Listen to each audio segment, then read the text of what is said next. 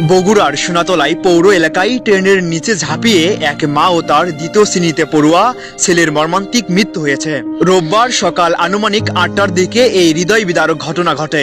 নিহতরা হলেন সোনাতলা পৌর এলাকার 6 নম্বর ওয়ার্ডের ছয়ঘরিয়াপাড়া গ্রামের বাসিন্দা রনি বেগম ও তার ছেলে ইয়াসির আরাফাত। প্রত্যক্ষদর্শী ও স্থানীয় সূত্রে জানা যায়, ইয়াসির আরাফাত কোচিংয়ে যাওয়ার উদ্দেশ্যে বাড়ি থেকে বের হয়।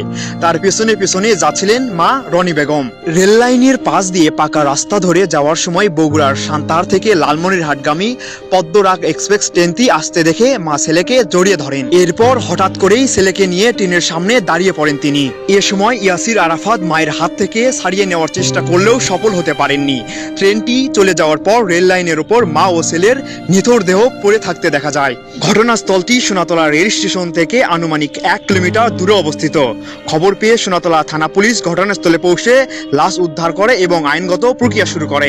স্থানীয়দের ধারণা, পারিবারিক কলহের জেরে এই আত্মহত্যার ঘটনাটি ঘটতে পারে। গত 2 দিন আগেও সোনাতলা উপজেলার সিসেরপাড়ার মৌলভী মোড় এলাকায় মা ও মেয়ের গলার ফাঁস দিয়ে আত্মহত্যার আরেকটি ঘটনা ঘটে, যা এলাকায় আতঙ্ক ও শোকের আবহ সৃষ্টি করেছে। এমএইচ হাসান মেহেদী, সোনাতলা সংবাদ।